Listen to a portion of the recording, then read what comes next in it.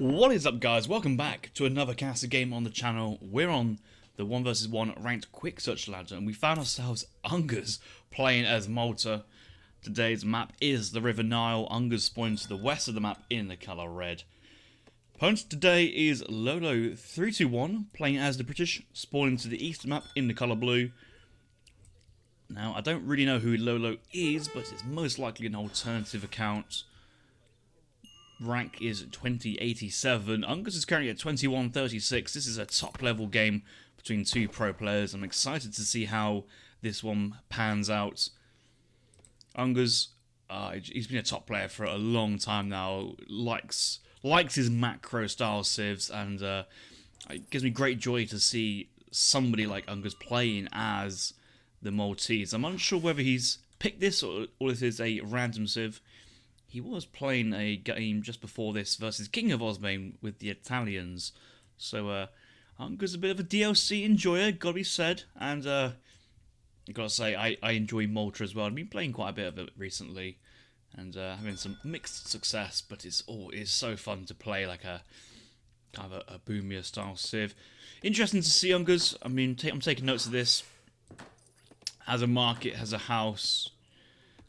Decided to get some of that infrastructure down first before going for a trading post. Might have spent some time taking some treasures. Let's have a look at his treasures so far. Lolo getting a bit of coin, bit of wood. Ungurs just XP, 50 coin.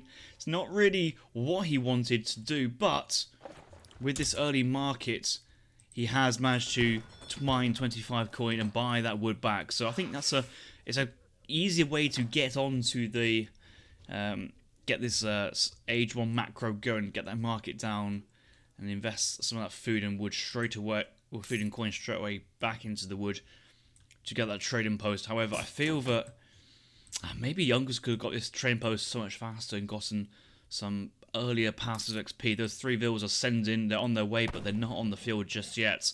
And the more I think about a 200 wood, 100 coin start, the coin is asking for you to use it, but you don't have to use it straight away. I feel this play from Ungurs, it just slows you down.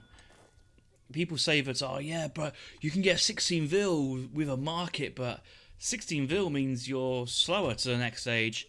Yes, you already queued up the 16th vil.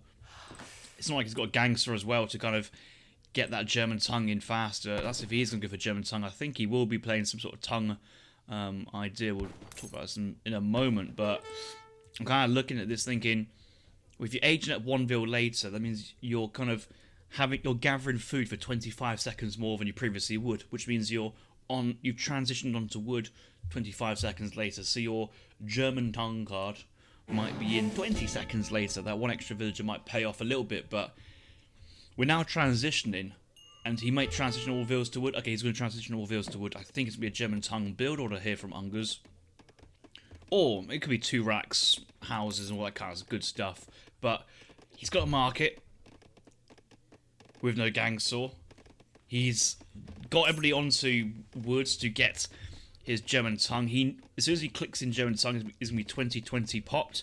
So he's going to need another 100 wood to get the house down, and then get the food to start training the villagers afterwards. This all just looks like one giant mess of a opening up, unfortunately. And I think a lot of players kind of keep on doing this build order, and they tell themselves it's a good build order, but it's just awkward how it just doesn't quite work. And meanwhile, Brit aging up with 18 villagers, good tempo, has his gang source, so his villagers chopping are slightly more efficient, get the manor houses down. Forward villager building the manor house gets an extra villager. That'll be forward base operations, barracks, and outposts most likely. And it's all on Ungurs to defend this, and defending it with a commandery is a very nice building to have. But he's realised that his starting ostrich hunter's gone so far away. Oh no, this is gonna be so painful here for Ungurs. German tongue is in. Can't quite tell you when it was clicked. It did look like it was clicked at about 4 minutes flat, which is not too bad. Sometimes you're trying to get that 3 minutes 45 click. I think German tongue sends a little bit faster than or a little bit slower than other tongue cards. I'm quite worked it out, but he's aged up. That's German tanks still incoming. Saddlewaggons to come in, and yeah, overall it's not too bad, but I think Ungurs would have hoped for a little bit of a faster, and that commandery's gone really far forward here. Ungurs is gonna take this fight head on. Outpost being dropped down. Villagers here from Lolo, most likely gonna get barracks on this 200 wood. Yep, barracks comes down, and it's gonna be an outpost commandery face off here in the front of the base. Ungurs will have to get villagers out the front to keep herding this ostrich hunch back in, because he's got 2 animals in base. That's it.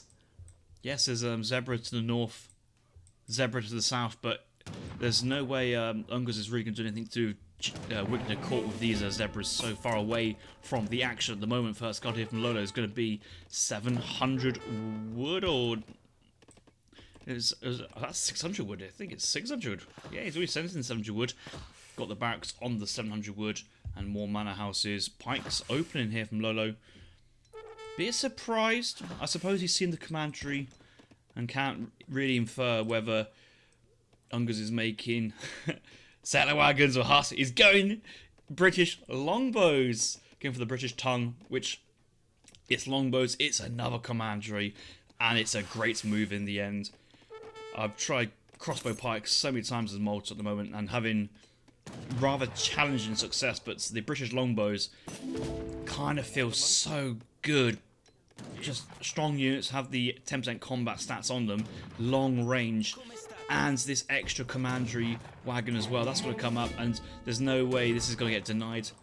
The British longbows of Malta move down to the south to pick up the pikemen.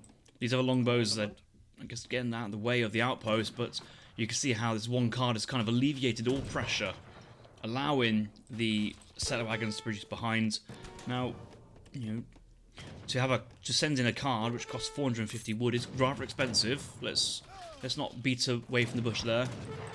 But what has this given Ungurs? It's allowed him to break out of his base for free. That hunt, I was saying, oh my god, this is gonna be disastrous here for Ungurs. He needs to move down and secure this. Well, he secured it. He secured it with 3,500 HP buildings. He is now training his set of wagons behind, and he's looking rather comfortable. All the villagers hunting down to the south, yeah, they can get on with that because Brit army has to focus up here. And I just love how the Order unit skin has the Guards technology skin, and they just look so much beefier than Brit longbows. The commandery is going to go down. Unfortunately, that was sieged in when it was being built, so it took massive damage. But you see how it's just distracting all his fire, and the Brit longbows here doing some decent damage. These other Order longbows were cleaning up pikes to the south of the map, and okay, commandery's got 100 HP. More, there's a pike still up, so that's going to do some big damage. 25 HP, 5 HP. Needs one more shot. It needs one more shot, but the longbow's not taking the shot. Okay, this is the hero we all need. He's taken the single shot to kill the commandery. And Lolo's going to back off here. Ungurs now sending in 8 crossbows. Still training Order longbows. I think it makes sense versus Brits. This matchup is notoriously tough, let's say, for Malta, but I think this longbow play actually makes it less of an issue. Essentially, fight fire with fire. Longbows are incredible units, and this extra HP, 10 extra HP is actually rather generous. Yeah, I suppose it's 9.5 rounded up. Extra damage as well, maybe a little bit more if there's some decimalization on it as well, and they're going to work so nicely. Yes, they do cost more. Longbows 60-40. Malta longbows going to cost 65-45. It's only 10 more. It's only 10 more resources, so these literally do cost 10% more for 10% combat stats, and that is so worth it. Some other units like the Order Hussar cost an extra 10 gold, 10 food, 20% more, or maybe 15. No, I suppose it is. I suppose it is 10% more true. Yeah, 10% more. It just always feels so painful. I'm to pay extra 20 resource for a unit. But the longbows, crossbows fighting. Longbows from Lolo moving back. The Hussars come out from Lolo. Nice play. And it's interesting how both armies have gone for identical compositions. A couple pikes here from Lolo coming out. Will push back the Order Hussars. British longbows here should be able to mass. But you can see how the double racks play from Lolo is just kind of not outmassing Ungurs, but Ungurs is really struggling to keep up. versus the double focus production of what Lolo's able to offer. Lolo sending in 4 vills now. Did previously send in 700 coin, 6 longbows. 700 coin there was to get some of those hussar batches going. And the 4 vills just got to get that economy growing even further. 41 villagers for Brits. Incredible. Ungurs at the moment, 31 villagers with 6 settler wagons. That's going to take him up to 36 with Wickham Court. Ungurs' economy is better, but the hussar raids to the north, all the hussars will be there to defend. The greatcoats have not yet been put on for Ungurs. However, these are tough villagers of Malta. They have extra HP thanks to the civ bonus of HP per card. Ungurs is now being forced to send in 8 pikemen. Will be sent into the forward. 5 husks coming out as well. And this should be enough siege to take down this outpost and start working on the barracks. Those husks raiding from Lolo, managed to get away. The Order husks chasing. Explorer will come and get in the action as well. He will join in. And that outpost will come down. But there's a decent amount of pikemen here. Decent amount of longbows. Problem is, I don't think there's enough longbows here for Lolo here to do massive damage, but oh my god, the great pikemen straight onto the Order Hussars and they're all melting. A couple 1 HP Minutemen will get focused down by their pikes as well, really efficient. Brit pikes will move back onto Ungurs' Order Hussars. That was a tongue twister. And more reinforcing British Hussars at the worst time here for Ungurs. Only a couple more pikemen move into intercept, but you see the micro from Lolo already focusing down those pikes, and there's still 3 husks. And it's just crossbows, longbows at the front, full batch of, well, it's just 3 Order Hussars coming from that forward commandery. And yes, we'll get onto longbows, but yes, there are 3 husks here as well, a couple pikemen, and you know, crossbow reinforcements. You're making crossbows, he's making longbows, and it's a bit of a bloodbath here. Somehow just about works enough damage to kill the hussars and pikemen thanks to the commandery fire and the stronger units the Malta have with their Order units. But you see that there's a couple berry gatherers in base, a couple villagers exposed down here, not under any gathering bonus thanks to Wigner Court. A couple villas out here just on trees. This hunt's got away. This hunt is depleted and not worth moving to. Ungurs calling in trip to Jerusalem. Oh my god, 1200 resources coming in now, 1180, and Ungurs feels much happy as a result of that, and needs to get all his villas back onto some food, and we'll start to reproduce those military count, get that back up. Opportunity to try and get into some fire throws with a macro of wood and gold that it provides, but just going to be double husk, double crossbow production. Crossbow attack now coming from Ungurs. And it's interesting to see how Ungurs is really believing in this archaic infantry playstyle that Malta has, but it's also interesting to see how he's kind of abandons the idea of going Brit longbows, which I'm not too sure I'm a huge fan of. I can understand how the crossbows are getting tankier with more HP being sent from the home city. They've effectively got themselves the first crossbow HP upgrade now, having plus 14 HP, so it's basically 14%. Now comes the crossbow attack for a pseudo crossbow combat. These units are getting stronger, but longbows are just incredible what they do. Fast fire rate, they stand and they deliver long range, and so that's another raid at top. It was another raid at top. Very good play here from Lolo. I'm really impressed by this play so far, and Ung's being pushed back in. He's already called Minutemen. Settler wagons here, they have to tank, but there's still no greatcoats, and there's a settler wagon goes down.